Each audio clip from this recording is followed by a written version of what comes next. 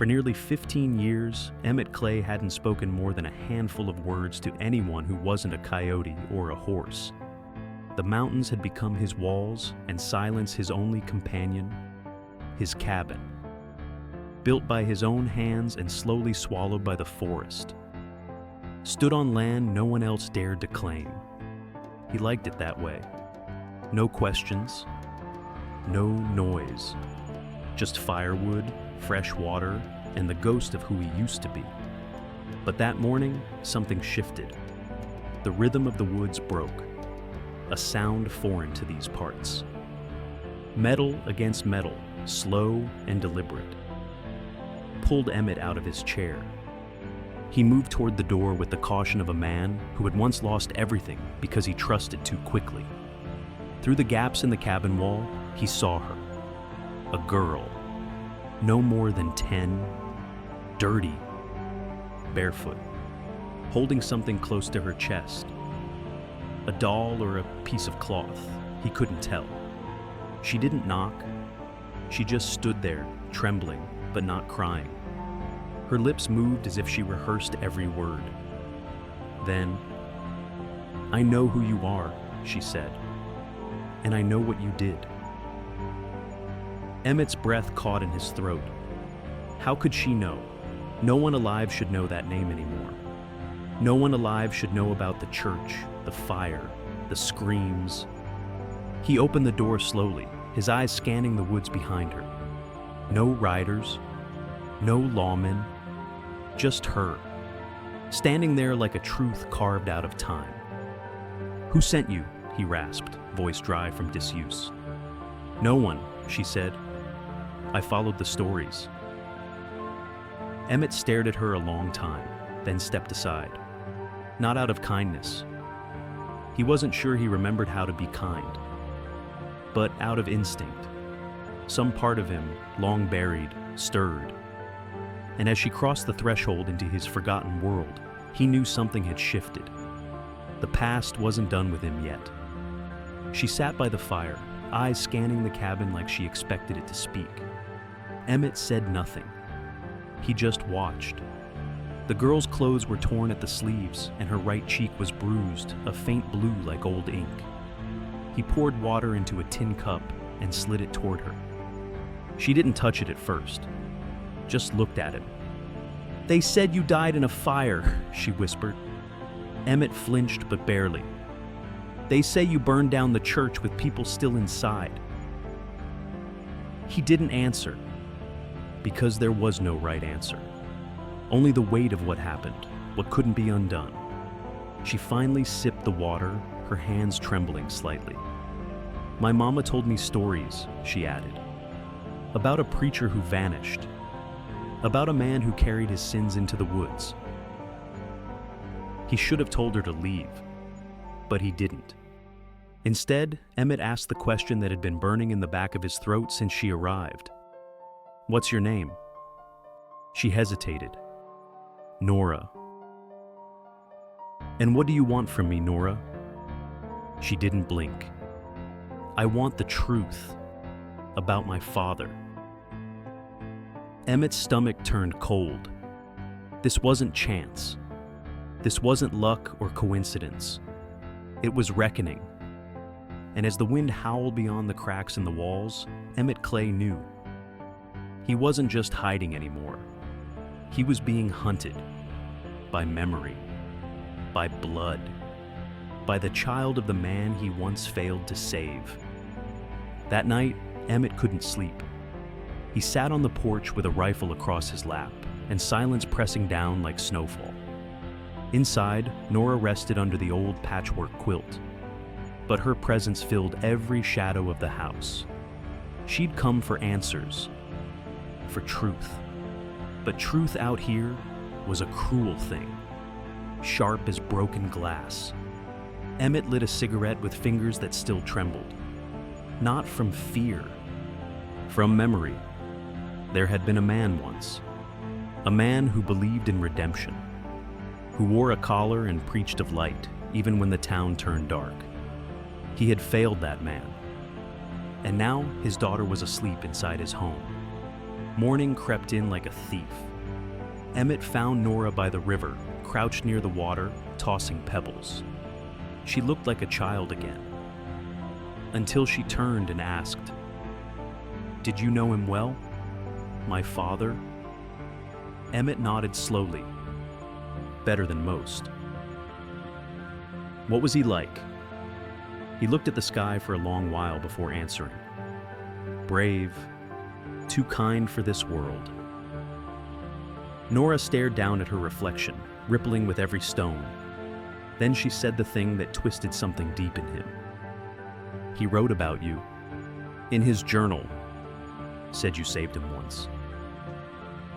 Emmett closed his eyes. That wasn't true. He'd tried. But trying didn't count when the fires came. Nora handed Emmett the journal. The leather was cracked and soft with time. The pages smelled of smoke and cedar. Her father's handwriting. Tight, neat, as if every word was chosen carefully. Stared back at him. She pointed to a page. "He wrote this the night after the fire." Emmett hesitated. He didn't want to open that wound. But the girl's eyes, so full of hope and grief tangled together, left him no choice. He read the lines aloud, voice low. "If I don't make it through this, tell Emmett he was more brother to me than blood ever gave me. I forgive him. I just hope he forgives himself." His throat tightened. That forgiveness had waited too long. That night, Emmett stood outside under the stars, holding the journal tight in both hands. He remembered fire, screams, that moment when he turned his back. Not out of cruelty, but fear. He hadn't saved her father. He'd survived him. Nora stepped out beside him, shawl wrapped tight around her shoulders. "I don't know what happened," she whispered, "but I think you're the only one left who remembers him like he was." Emmett didn't answer, just looked up at the sky as if it held the man's face. "I'm not here to punish you," she said. He turned, finally meeting her eyes. The barn hadn't changed. Dust still coated the beams. The loft still creaked under its own memory. Emmett ran his hand along the old support post, the one where Caleb used to mark the height of each passing year. There, faint but still carved deep, was C+E scratched into the wood. Two boys who thought they'd grow old fixing fences and raising cattle. He didn't notice Nora watching from the doorway. "You came back," she said gently. "I never left," Emmett answered, voice hollow. "Just forgot how to stand still." She stepped beside him, ran her fingers along the mark. "You miss him?" He nodded. "Every damn day."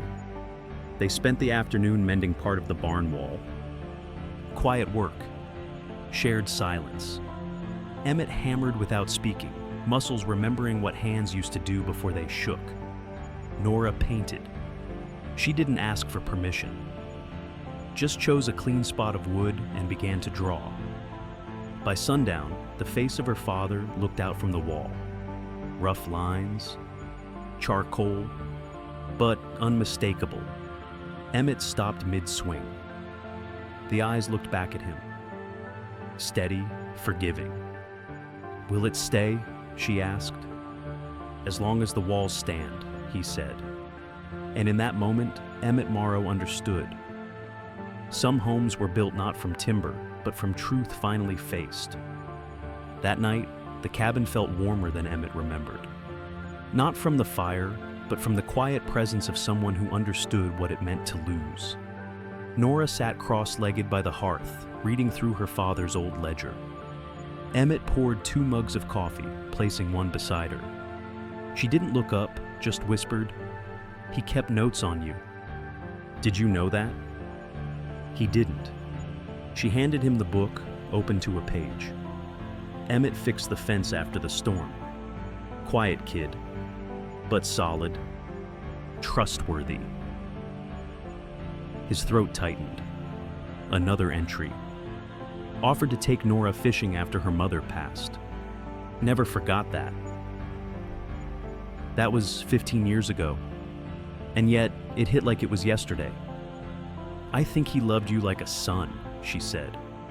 Emmett couldn't meet her eyes. He deserved a better one. She closed the book, stood, and placed it in his hands.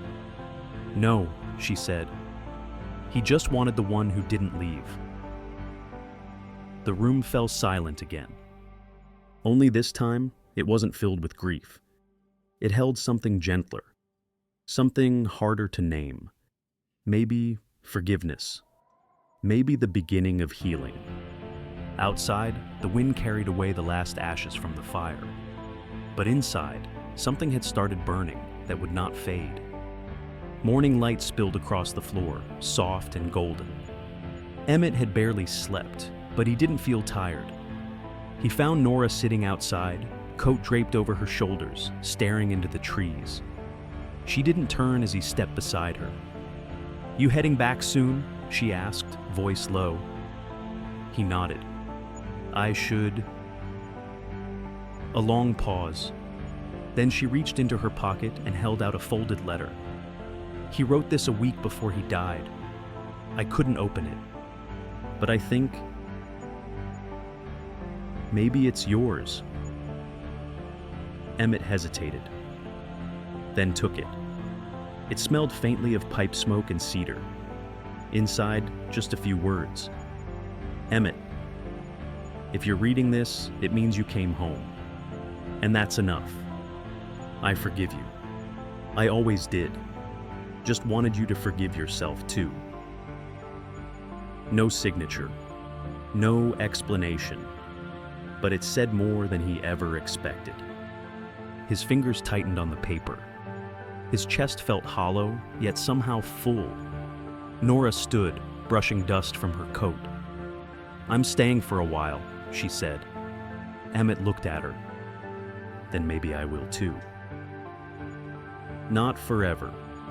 Just long enough to finish what needed healing. And maybe begin again. Emmett stood by the fence where it had all started. The wood was worn, the paint chipped, but the air was different now. Softer. Less haunted. In his hand, he held a small bundle.